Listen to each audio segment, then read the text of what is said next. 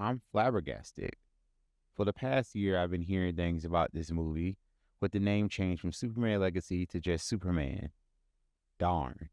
A lot of children that are yet to be born will be confused when they try to stream this movie. But when they try to search this up, they'll find a Superman movie, just not the Superman movie they're looking for. More than likely, the Superman movie that will pop up will be the one played by the late, great Christopher Reeves.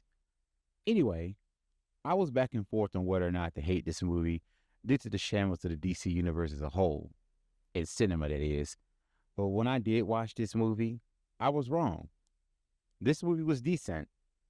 So let's talk about it briefly.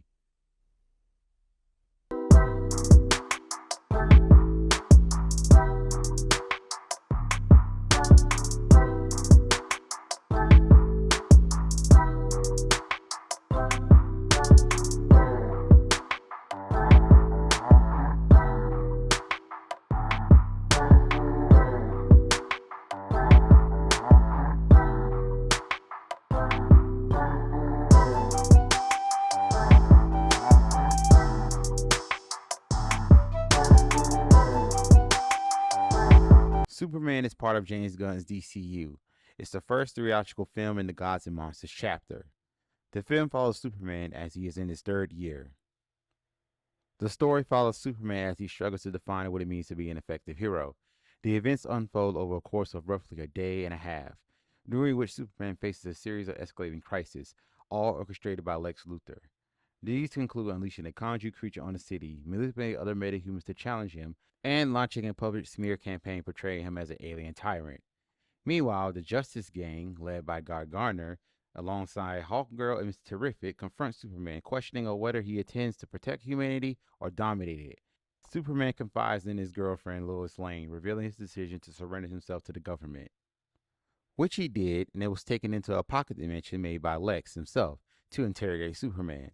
Lex uses another metahuman, Metamorpho, to use kryptonite to weaken Superman to get information before killing him.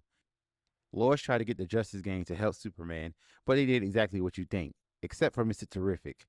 Superman convinces Metamorpho to energize him with elements from the sun. Mr. Terrific and Lois liberate Superman and Metamorpho from the pocket dimension. Desperate, and I do mean desperate, Lex almost destroyed the entire world by using his tunnels for his pocket dimension to draw Superman out. Superman defeats Lex by having Lois to out his crimes to the world. Superman is exonerated to continue to help the people of planet Earth. Right before the movie ends, Kara, Superman's cousin, comes back to Earth, drunk from partying off-world. Now, this was the gist of the movie. It's not an origin film, so this movie takes place 3 years into Superman's career as a superhero. The history of the world had metahumans existed over 3 centuries, which to me is still not that very long, but it could have been 300 years since they were first documented. This could be hinting something that James Gunn could make a movie about, the first metahuman to ever exist, but that's more speculation on my part.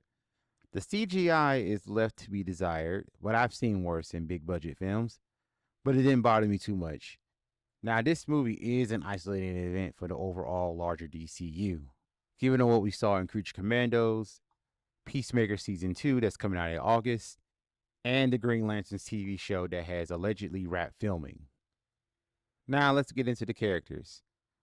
I will do things differently from my usual character analysis, so first I will start with Superman himself.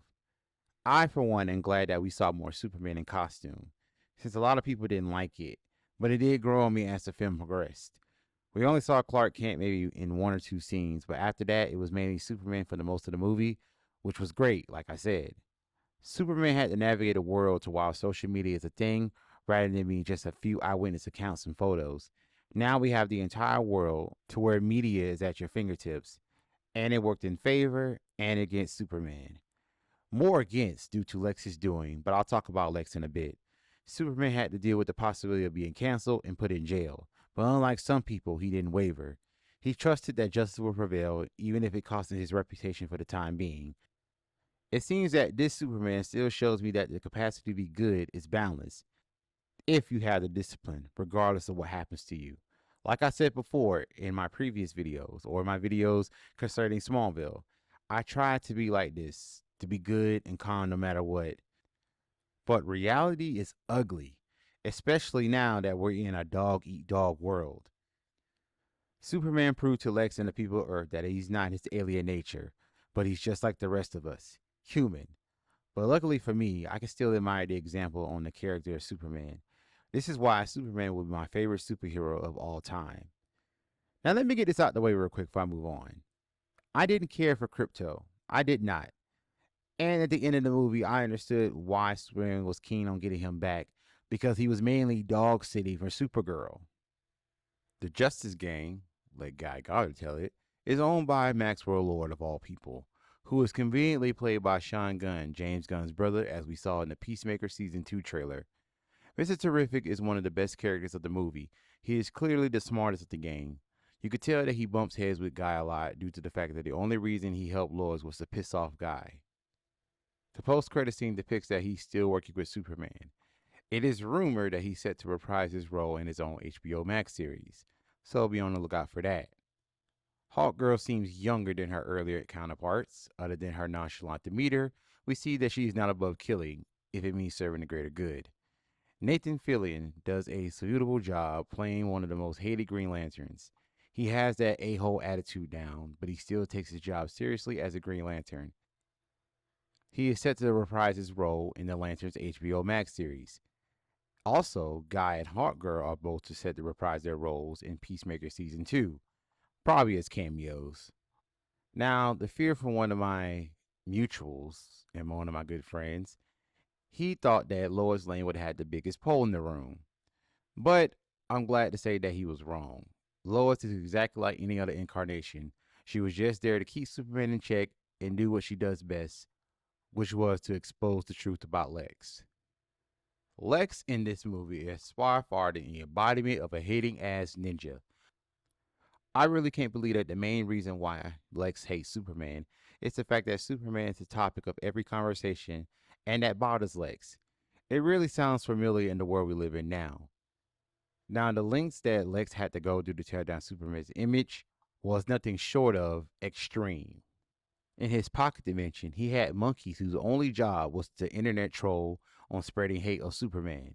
He also put a kaiju to attack Metropolis, but that was literally just a distraction for concocting a war in a foreign country, baking that Superman was going to intervene.